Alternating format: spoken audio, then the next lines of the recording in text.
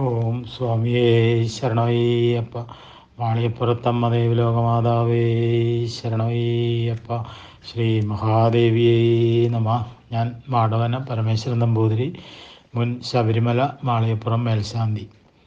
രാമായണത്തിൽ നമ്മൾ തത്വനിരൂപണം ഈ എന്തൊക്കെ തൗസോ പൗരുഷോ വീര്യോ എന്തൊക്കെ ഉണ്ടായാലും പ്രാരബ്ധം ഒരാളെ അനുഭവിക്കാതെ വിടാൻ പോകുന്നില്ല എന്നുള്ള വസ്തുതകൾ പറഞ്ഞാണ് നമ്മൾ കഴിഞ്ഞ ദിവസം നിർത്തിയത്. തുടർന്ന് ഇന്നത്തെ ഭാഗം നമുക്ക് തുടങ്ങാം.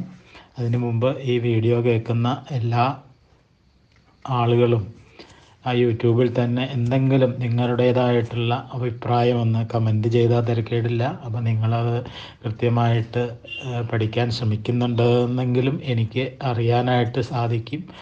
അഭിപ്രായമാവാം, കൂപ്പുകൈയാവാം, അങ്ങനെ എന്തെങ്കിലും, അതായത് നിങ്ങളത് ശ്രദ്ധിച്ചു എന്ന് എനിക്ക് മനസ്സിലാവുന്ന തരത്തിലുള്ള എന്തെങ്കിലും കമൻറ്റുകൾ എല്ലാ ദിവസവും തന്നെ രേഖപ്പെടുത്തണമെന്നൊരു അപേക്ഷയുണ്ട്. ശ്രീരാമ രാമ രാമ ശ്രീരാമ രാമ രാമ ശ്രീരാമ രാമ രാമ ശ്രീരാമചന്ദ്ര ജയ. ജാനകീ ജീവനസ്മരണം ജയ് ജയ് രാമ രാമ. നമ പാർവതീപദേ ഹര ഹര മഹാദേവ. അപ്പോൾ ജ്ഞാനശക്തി വേണ്ടതുപോലെ അനുഗ്രഹിച്ചിട്ടുണ്ട് ശ്രീരാമനെ, ഇല്ലേ? എങ്കിലും ക്രിയാശക്തി വിട്ടിട്ടില്ല എന്നാണ്. അപ്പോൾ കൗസല്യ വേണ്ട പോലെ അനുഗ്രഹിച്ചു എന്നുണ്ടെങ്കിലും കൈകേയിയുടെ ആജ്ഞയെ നിരസിക്കാനായിട്ട് കഴിഞ്ഞില്ല എന്നുള്ളതാണ്. അപ്പോൾ എങ്കിലും ബ്രഹ്മവിദ്യ ഉള്ളതിനാൽ ക്ലേശങ്ങൾ കുറച്ച് കുറയും എന്നുള്ളതേ ഉള്ളൂ. അപ്പോൾ സീത ഒരുമിച്ചുള്ളതിനാൽ കാട്ടിലും താപത്തിന് കുറവുണ്ടാവും എന്നാണ്. അപ്പോൾ ചിരകാലത്തെ അധ്യാത്മജീവിതം കൊണ്ട് ശരീരം വ്യവഹാരസ്വരൂപമായ അലൗകികത്തിന് പറ്റാത്തതായി തീർന്നിട്ടുണ്ട്. എങ്കിലും പ്രാരബ്ധവശാൽ ജീവന് സംസാരത്തിൽ വ്യാപരിക്കേണ്ടി വരുന്നു എന്നുള്ളതാണ്. ഇതാണ് ശ്രീരാമൻ പോകുമ്പോൾ ദശരഥൻ കഠിനമായ വണ്ണം വ്യസനിക്കുന്നു എന്ന് കഥയിൽ പറയുന്നത്. കാരണം എന്താ? ദശരഥൻ പ്രതിജ്ഞ ചെയ്തിട്ടുണ്ടായിരുന്നു ആവശ്യപ്പെടുമ്പോൾ വരദാനങ്ങൾ സാധിപ്പിച്ചു കൊടുത്തോളാമെന്ന്. അതായത് ശരീരം ചുമതലപ്പെട്ടിരിക്കുന്നു പ്രാരബ്ധത്തെ അനുഭവിക്കാൻ എന്നുള്ളതാണ് അതിൽ നിന്ന് മനസ്സിലാക്കേണ്ടത്. അപ്പോൾ നിഗൂഢമായിട്ടുള്ള ആത്മസ്വരൂപമാകുന്ന ഗുഹനെ വിട്ട് ജ്ഞാനഗംഗയെയും കടന്ന് മറുവശത്തുള്ള സംസാരക്കാട്ടിലെ വിചിത്രങ്ങളും കൂടധർമ്മസ്വരൂപങ്ങളുമായിട്ടുള്ള സംസാരധർമ്മങ്ങളുടെ മധ്യമാകുന്ന ചിത്രകൂടത്തിലാണ് ആദ്യം തന്നെ എത്തിച്ചേരുന്നത് എന്ന് പറയണു. അപ്പോൾ ബ്രഹ്മവിദ്യ ആകുന്ന സീതയുടെയും താപസികളായ സജ്ജനങ്ങളുടെയും നിത്യസമ്പർക്കം സമാധാന കാരണമാണ്, അല്ലേ? അപ്പോൾ എന്തൊക്കെ ക്ലേശങ്ങൾ വന്നാലും സമാധാനം കിട്ടിക്കൊണ്ടിരിക്കും എന്നർത്ഥം. അങ്ങനെ ഒക്കെയാണല്ലോ ഈ ശ്രീരാമചന്ദ്രൻ്റെയും അനുഭവം. അപ്പം അങ്ങനെ ഇരിക്കുമ്പോഴാണ് ഭരതൻ്റെയും പരിവാരജനങ്ങളുടെയും ഉള്ള വരവ്. അപ്പോൾ ശരീരത്തിലെ സകല ശക്തികളും ക്ഷോഭിച്ചു എന്നർത്ഥം ആണ് അതിൽ നിന്ന് നമ്മൾ മനസ്സിലാക്കേണ്ടത്. അപ്പോൾ എന്തൊക്കെ ഉണ്ടായിട്ടും സ്വൈരസമാധാനങ്ങൾക്ക് മാർഗമില്ല എന്നായി എന്നാണ്. അപ്പം ശരീരത്തിൻ്റെ അകത്തു നിന്നും പുറത്തു നിന്നും പലതരം ക്ലേശങ്ങൾ, സംസാരത്തിൻ്റെ അസഹ്യമായിട്ടുള്ള താപം നാലു ഭാഗവും വലയം ചെയ്ത് തപിപ്പിക്കാൻ തുടങ്ങി എന്നാണ് അതിൽ നിന്ന് മനസ്സിലാക്കേണ്ടത്. അപ്പോൾ അവയിൽ നിന്നൊക്കെ രക്ഷപ്പെടാനുള്ള ശ്രമിക്കലായി. പിന്നീട് എന്താണ് രക്ഷാമാർഗം എന്ന് ചോദിച്ചാൽ അയോധ്യയിലേക്ക് മടങ്ങിയാൽ മതി, എല്ലാ ക്ലേശങ്ങളും അവസാനിച്ചു എന്ന് പറയാം, ഇല്ലേ? പക്ഷെ അതിന് പ്രതിജ്ഞ തടസ്സമായിട്ട് വിലങ്ങടിച്ച് നിൽക്കുകയാണ്. അതുകൊണ്ട് കാട്ടിൽ ഇരുന്നു കൊണ്ട് തന്നെ എന്തെങ്കിലും നിവൃത്തി ഉണ്ടാക്കണം എന്നുള്ളതാണ്. അതിനെ ആലോചിച്ചാണ് ചിത്രകൂടം വിട്ട് ദണ്ഡകാരണ്യത്തിലേക്ക് പ്രവേശിക്കാനായിട്ട് തീർച്ചപ്പെടുത്തിയതും. അപ്പോൾ സംസാരത്തിൽ അനവരതം സംഭവിച്ചുകൊണ്ടിരിക്കുന്ന പലതരത്തിലുള്ള ക്ലേശങ്ങൾ ഓരോ ജീവനെയും എപ്പോഴും അലട്ടിക്കൊണ്ടിരിക്കുന്നുണ്ട്. അപ്പോൾ സംസാരത്തിൽ നിന്ന് വിട്ടാൽ മതി, എല്ലാ ക്ലേശങ്ങളും അവിടെ അവസാനിക്കുകയും ചെയ്യും. പക്ഷേ അതിന് പ്രാരബ്ധം അനുവദിക്കണ്ടേ?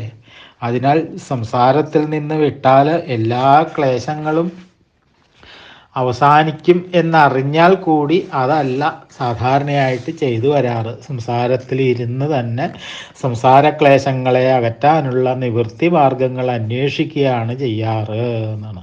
അപ്പോൾ സംസാരഭക്തി കൊണ്ടുള്ള ക്ലേശം കുറേ കൂടി ഉണ്ടായാൽ കൂടലല്ലാതെ കുറയലുണ്ടോ? അതുപോലെ ചിത്രകൂടമാകുന്ന കാട്ടിലെ അധിവാസം കൊണ്ടുള്ള ക്ലേശം അതിനേക്കാൾ ഭയങ്കരവനമായ ദണ്ഡകാരണ്യത്തിലേക്ക് കടന്നാൽ വർദ്ധിക്കലല്ലേ, അല്ലാതെ കുറയുകയാണോ? അല്ല. അപ്പം എന്നാലും അതാണ് സമാധാനം എന്ന് തോന്നിയെന്നാ പറയണേ. അത് തന്നെയാണ് സംസാരത്തിലെ സമ്പ്രദായവും. എത്ര ക്ലേശങ്ങൾ അനുഭവിച്ചാലും പിന്നെയും സംസാരത്തിൽ നിന്ന് വിടാനായിട്ട് തോന്നില്ല എന്നാ പറയണേ. സംസാരക്ലേശത്തിൻ്റെ നിവൃത്തിക്ക് സംസാരത്തെ തന്നെ ഭുജിക്കാനായിട്ട് ശ്രമിക്കുകയും ചെയ്യും. അപ്പോൾ ഉപ്പുവെള്ളം കുടിച്ചുണ്ടായിട്ടുള്ള ദാഹം തീർക്കാൻ ഉപ്പുവെള്ളത്തെ തന്നെ കുറേ കൂടി കുടിച്ചാൽ ദാഹം തീരുമെന്ന് തോന്നും. അതുപോലെയൊക്കെ തന്നെ ഇതൊക്കെ തന്നെയാണ് അയോധ്യാകാണ്ഡത്തിലെ കഥകളുടെ ഏകദേശം അതിൻ്റെ അടിസ്ഥാനത്തിൽ ആ കഥകളിലുള്ള ഒരു തത്വം. ഇനി ഇതിനു പുറമെ വാച്യഭാഷയിൽ ഒരാൾക്ക് ക്ഷണനേരത്തെ ദുസ്സംഗം കൊണ്ടുണ്ടാകുന്ന മാറ്റത്തെയും അതുകൊണ്ടുണ്ടായേക്കാവുന്ന ഭയങ്കരങ്ങളായ ഭവിഷ്യത്തുകളെയും ഭംഗിയായിട്ട് ആ കഥയിൽ ഉപന്യസിച്ചിട്ടുമുണ്ട്. അപ്പോൾ അയോധ്യാകാണ്ഡത്തിൽ അയോധ്യ രാജ്യത്തെയും രാജസിംഹാസനത്തെയും ഒട്ടാകെ തകിടം മറിച്ചത് കൈകേയിയുടെ വാശി മാത്രമാണ് അല്ലേ. ആരൊക്കെ എന്തൊക്കെ പറഞ്ഞിട്ടും കൂട്ടാക്കാതെ താൻ പിടിച്ചത് തന്നെ സാധിക്കണം എന്നുള്ള മർക്കടമുഷ്ടിയാണ് അതിന് കാരണം. മന്ധരയുടെ ക്ഷണനേരത്തെ കുസൃതി പറയലും. അന്നേ ദിവസം മന്ധരയും കൈകേയിയും തമ്മിൽ കണ്ടിട്ടുണ്ടായിരുന്നില്ലെങ്കിൽ ഇതൊന്നും സംഭവിക്കാൻ പോകുന്നില്ല. പിറ്റേന്ന് കാലത്ത് മംഗളകരമായിട്ട് ശ്രീരാമൻ്റെ പട്ടാഭിഷേകം നടക്കുകയും ചെയ്യുമായിരുന്നു. അപ്പോൾ ആ പ്രായമായ സ്ത്രീയുടെ ക്ഷണനേരത്തെ സമ്പർക്കം കൊണ്ട് സ്വതവേ നല്ലവളായിരുന്ന കൈകേയി വളരെയധികം ദുഷിക്കുകയും ഒരു രാജ്യം മുഴുവൻ തകരുകയും ചെയ്തു എന്നുള്ളതാണ്. അപ്പോൾ ആര് രാജാവായാലും മന്ധരയ്ക്കൊന്നുമില്ല ഉണ്ടോ? അവൾക്കുള്ളത് കൈകേയിയുടെ ദാസിപ്പണി മാത്രമാണ്. ഭരതൻ രാജാവായാൽ അതിൽ നിന്ന് ഉയരാനും പോകുന്നില്ല. അപ്പോൾ ശ്രീരാമൻ രാജാവായതുകൊണ്ട് അത് താഴാനും പോകുന്നില്ല. എന്നാൽ പിന്നെ വന്നതിൽ സന്തോഷിച്ച് മിണ്ടാതിരുന്നാൽ പോരെ. പക്ഷേ ദുർജനങ്ങൾക്കത് സാധിക്കില്ല എന്നാണ് പറയണേ. എന്തെങ്കിലും കുസൃതി പറഞ്ഞ് സജ്ജനങ്ങൾക്ക് ആപത്തുണ്ടാക്കിക്കൊണ്ടിരിക്കണം. അതിനൊരു കാരണവും വേണ്ട അവരെ സംബന്ധിച്ചിടത്തോളം. അതാണ് ഈ ദുർജനങ്ങളുടെ സ്വതവേ ആയിട്ടുള്ള ഒരു സ്വഭാവം, അല്ലെങ്കിൽ അവരുടെ ഒരു പ്രകൃതി അങ്ങനെയാണ്. അപ്പോൾ അത് തികച്ചും കാണിച്ചു തരികയാണ് മന്ധര ഇവിടെ ചെയ്യുന്നത്. അപ്പോൾ സാധുവായ കൈകേയി അതിനിരയാവുകയും ചെയ്തു. എന്നിട്ട് എന്ത് സാധിച്ചു? ഭരതൻ രാജാവായി രാജ്യം ഭരിക്കാൻ തുടങ്ങിയാൽ മന്ധരയ്ക്ക് ഏതാനും ഗ്രാമങ്ങൾ കൊടുക്കാമെന്നും അവിടുത്തെ ഭരണകർത്തിയാക്കാം മന്ധരയെന്നും ഒക്കെ പറഞ്ഞിരുന്നുവല്ലോ കൈകേയി. അപ്പോൾ അത് വല്ലതും സാധിച്ചോ? ഒന്നും നടന്നില്ല. കൈകേയിക്ക് അവസാനം കിട്ടിയത് തീർത്താൽ തീരാത്ത പശ്ചാത്താപമാണ്. അപ്പോൾ ഇതാണ് ദുർജനങ്ങളുടെ സമ്പർക്കം കൊണ്ടും അവരുടെ ദുരുപദേശങ്ങളെ ആചരിക്കുന്നത് കൊണ്ടും ഉണ്ടാവുന്ന ഫലവും എന്ന് നമ്മൾ എപ്പോഴും മനസ്സിലാക്കണം, അല്ലെങ്കിൽ ഓർമ്മിക്കണം എന്നാണ്. അപ്പോൾ മന്ത്രയ്ക്ക് ഗ്രാമങ്ങളല്ല, കൈകേയിയുടെയും സർവ്വജനങ്ങളുടെയും ഈർഷ്യയാണ് അവസാനം കിട്ടിയത് അല്ലേ. അപ്പോൾ ഇങ്ങനെ പല പല തത്വങ്ങളെയും വെളിപ്പെടുത്തിക്കൊണ്ടാണ് അയോധ്യാകാന്ഡം ഇവിടെ അവസാനിക്കുന്നത് തന്നെ. അത് കഴിഞ്ഞാൽ പിന്നെ വരുന്നത് ആരണ്യകാന്ഡമാണ്. ആരണ്യകാന്ഡത്തിൽ കഥകളിലേക്കും തത്വനിരൂപണത്തിലേക്കും നമുക്കൊന്ന് കടന്നു ചെല്ലാം. ചിത്രകൂടം വിട്ട് ദണ്ഡകാരണ്യത്തിലേക്ക് പോവാനായിട്ട് തീർച്ചപ്പെടുത്തിയത് ഭരതൻ മടങ്ങിപ്പോയതിന് ശേഷമാണ്. പിന്നെയും ഏതാനും ദിവസങ്ങൾ കഴിഞ്ഞിട്ടാണെന്ന് വേണമെങ്കിൽ പറയാം. കാരണം അയോധ്യയിൽ നിന്ന് പലപ്പോഴും ആൾക്കാർ വന്ന് ശല്യപ്പെടുത്താൻ തുടങ്ങി എന്നാണ്. അതാണ് അവിടം വിട്ടു പോകണമെന്ന് തീർച്ചപ്പെടുത്താൻ തന്നെ കാരണം. അങ്ങനെ ഒരു ദിവസം പ്രഭാതത്തിൽ നിത്യകൃത്യങ്ങളൊക്കെ കഴിഞ്ഞ് അവിടെയുള്ള താമസികളോടൊക്കെ യാത്ര പറഞ്ഞ് ശ്രീരാമൻ സീതാലക്ഷ്മണന്മാരോടുകൂടി ചിത്രകൂടം വിട്ട് ഭയങ്കരമായിട്ടുള്ള ദണ്ഡകാവനത്തിലേക്ക് പോകാനായിട്ട് യാത്ര പുറപ്പെട്ടു എന്നാണ്. അപ്പോൾ വളരെ വഴി നടന്ന് അന്ന് അത്രി മഹർഷിയുടെ പുണ്യാശ്രമത്തിലാണ് അവരെത്തിയത്. അപ്പം അത്രി മഹർഷിയും അനസൂയാദേവിയും അവരെ വളരെ ആദരവോട് കൂടിയിട്ട് സൽക്കരിക്കുകയും സ്വീകരിക്കുകയും ഒക്കെ ചെയ്തു. അവരുടെ സൽക്കാരങ്ങളും സ്വീകരിച്ച് അന്ന് അവിടെ കഴിച്ചു കൂട്ടുകയും ചെയ്തു രാമലക്ഷ്മണന്മാരും സീതാദേവിയും. അപ്പോൾ ദണ്ഡകവനത്തിലെ ആപത്തുകളെയും ഭയങ്കരതകളെയും ഒക്കെ അത്രി മഹർഷി അവർക്ക് വേണ്ടതുപോലെ പറഞ്ഞു കൊടുത്തു എന്നാണ് പറയണത്. പോകാനുള്ള മാർഗങ്ങളെയും താമസിക്കാനുള്ള താവളങ്ങളെയും ഒക്കെ പറഞ്ഞു കൊടുത്തു. ഏതായാലും പിറ്റേ ദിവസം പ്രഭാതത്തിൽ നിത്യകൃത്യങ്ങളൊക്കെ കഴിഞ്ഞ് ഭഗവാൻ യാത്രയ്ക്ക് ഒരുങ്ങിയെന്നാണ്. അപ്പോൾ യാത്ര പറയുന്ന സമയത്ത് അനസൂയാദേവി സീതയ്ക്ക് 2 കർണാഭരണങ്ങളും 2 വസ്ത്രങ്ങളും കുറെ കുറിക്കൂട്ടുകളും കൊടുത്തു എന്ന് പറയുന്നു. അതൊക്കെ വാങ്ങി പതുക്കെ യാത്രയാവുകയും ചെയ്തു.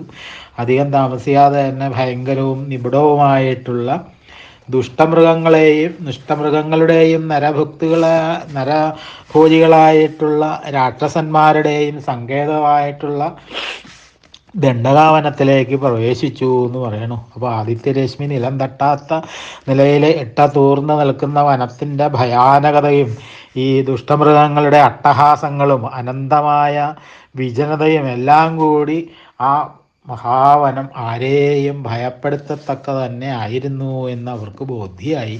അപ്പം അതിനാൽ ലക്ഷ്മണനോട് വില്ലിൽ ഞാൻ കെട്ടി ശരം തൊടുത്ത് തയ്യാറായി ഇരിക്കാൻ പറഞ്ഞു. സീതയെ നടുവിലാക്കിയിട്ട് 2 ആളും സീതയുടെ മുന്നിലും പിന്നിലുമായിട്ട് അങ്ങനെ നടന്നു. അങ്ങനെ കുറേ ദൂരം അത്യന്തദുർഗമമായിട്ടുള്ള ഘോര വനത്തിൽ കൂടി സഞ്ചരിച്ചപ്പോഴാണ് 3 ആളും വളരെയധികം ക്ഷീണിച്ച് തളർന്ന് പരവശന്മാരായി എന്ന് പറയുന്നു. കുറച്ച് വിശ്രമിക്കാതെ തരമില്ല എന്നുള്ള അവസ്ഥയിലേക്ക് എത്തിയവർ. അതിനാൽ അടുത്ത് കണ്ട ഒരു ചെറിയ പൊയ്കയിലിറങ്ങി കൈയും കാലും ഒക്കെ കഴുകി വെള്ളവും കുടിച്ച് മരത്തണലിൽ വന്നിരുന്നങ്ങനെ അവർ വിശ്രമിക്കുകയും ചെയ്തു.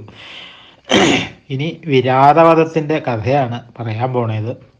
അങ്ങനെ കുറച്ച് നേരം ഇരുന്നപ്പോഴേക്കും ആ കാട് മുഴുവൻ മാറ്റൊലിക്കൊണ്ട് ഞെട്ടിപ്പിക്കുമാറുള്ള ഭയങ്കരമായിട്ടുള്ളൊരു അട്ടഹാസം അധികം ദൂരത്ത് നിന്നല്ലാതെ കാട്ടിനുള്ളിൽ നിന്നും കേട്ടു എന്നാണ്. അപ്പോൾ സീതാദേവി ഞെട്ടി ഭയപ്പെട്ട് 4 ഭാഗവും നോക്കാൻ തുടങ്ങി. ശ്രീരാമൻ ധൈര്യപ്പെടുത്തി സമാധാനിപ്പിക്കാനൊക്കെ ശ്രമിച്ചു. അധികം കഴിയുന്നതിന് മുമ്പ് തന്നെ അട്ടഹാസത്തിൻ്റെ കർത്താവ് അവരുടെ മുമ്പിൽ പ്രത്യക്ഷപ്പെട്ടു. കണ്ടാൽ തന്നെ എന്താ ഒരു ഭീകര രൂപം! എന്നാൽ ഇത് മനുഷ്യൻ സാധാരണ രീതിയിൽ മനുഷ്യർ ഇതൊക്കെ കണ്ടു കഴിഞ്ഞാൽ ഭയപ്പെട്ട് വീണു മരിക്കുന്ന അത്ര ഭീകര രൂപിയാണ്. അത്രയും ഭയങ്കര രൂപിയായിട്ടുള്ള ഒരു രാക്ഷസനാണ്. അപ്പോൾ ജീവികളുടെ കുടൽമാലകളും എല്ലുകൊണ്ടുണ്ടാക്കിയ മാലകളും ഒക്കെയാണ് ശരീരത്തിൽ അലങ്കരിച്ചിരിക്കുന്നത് തന്നെ. അപ്പോൾ ചന്ദ്രക്കല പോലെയുള്ള 2 ഭയങ്കരമായ ദംഷ്ട്രങ്ങൾ, ഉരുട്ടി മെഴിച്ച വട്ട കണ്ണുകൾ, മല പോലെയുള്ള ശരീരം, കയ്യിൽ വളരെ വലുതായിട്ടുള്ള കരാളവുമായിട്ടുള്ള ഒരു ശൂലം, ആനയെയും മറ്റുമാണ് ശൂലത്തിൽ കുത്തി കോർത്ത് പിടിച്ചിരിക്കുന്നത് തന്നെ. അപ്പോൾ ആകപ്പാട് അത്യന്ത ബീഭത്സമായിട്ടുള്ള ആ സത്വത്തിൻ്റെ കാഴ്ച തന്നെ അസഹ്യമാണ് എന്ന് പറയാതെ നിർത്തിയില്ല എന്നാണ്. അപ്പോൾ കണ്ട ഉടനെ ആ രാക്ഷസൻ ഉറക്കെ അട്ടഹസിച്ചുകൊണ്ട് വായും പിളർന്ന് ശ്രീരാമനെയും സീതാലക്ഷ്മണന്മാരെയും വിഴുങ്ങാനായിട്ട് പാഞ്ഞടുത്തു എന്ന് പറയണു. അപ്പോൾ ഭഗവാൻ വില്ല് തയ്യാറാക്കി ശരം തൊടുത്തു. അത് കണ്ടപ്പോൾ അല്പം സങ്കോചത്തോടെ അവിടെ നിന്നുകൊണ്ട് ഭഗവാനോട് സംസാരിച്ചു എന്നാണ്. നിങ്ങൾ ആരാണ്, എന്തിനിവിടെ വന്നു എന്ന്. അപ്പോൾ അത് കേട്ടപ്പോൾ ഭഗവാൻ ഉള്ള സംഗതികൾ വളരെ ചുരുക്കി അവന് പറഞ്ഞു കൊടുക്കുകയും ചെയ്തു. അപ്പോൾ രാക്ഷസൻ വളരെ കാരുണ്യത്തോടു കൂടിയിട്ട് മറുപടി പറഞ്ഞു എന്നാണ് പറയുന്നത്. സീതയെ അവിടെ വിട്ടും വെച്ച് 2 ആളും പോവുകയാണെങ്കിൽ അവരെ തൽക്കാലം ഞാൻ ഒന്നും ചെയ്യില്ല, അവരെ കൊല്ലില്ല. രാക്ഷസൻ്റെ കാരുണ്യപൂർണമായ വാക്കിൻ്റെ ചുരുക്കം ഭഗവാൻ അത് കേട്ടിട്ടൊന്ന് പുഞ്ചിരിച്ചു എന്നാണ്. ഉടനെ ഒരു ബാണം കൊണ്ട് രാക്ഷസൻ്റെ 2 കൈകളും മുറിച്ചു ഭഗവാൻ എന്ന് പറയണു. അപ്പോൾ വായും പിളർന്ന് ഓടി വന്നു എന്നാണ് പറയണേ. 2 കാലുകളെയും മുറിച്ചു. അതുകൊണ്ടും നിരാശനാവാതെ അവൻ പാമ്പ് പോലെ ഇഴഞ്ഞു വന്ന് വിഴുങ്ങാൻ ശ്രമിക്കണു എന്ന് പറയണു. അപ്പോൾ അവസാനമായി അവൻ്റെ കണ്ഠവും മുറിച്ചു ഭഗവാൻ പറയുന്നു.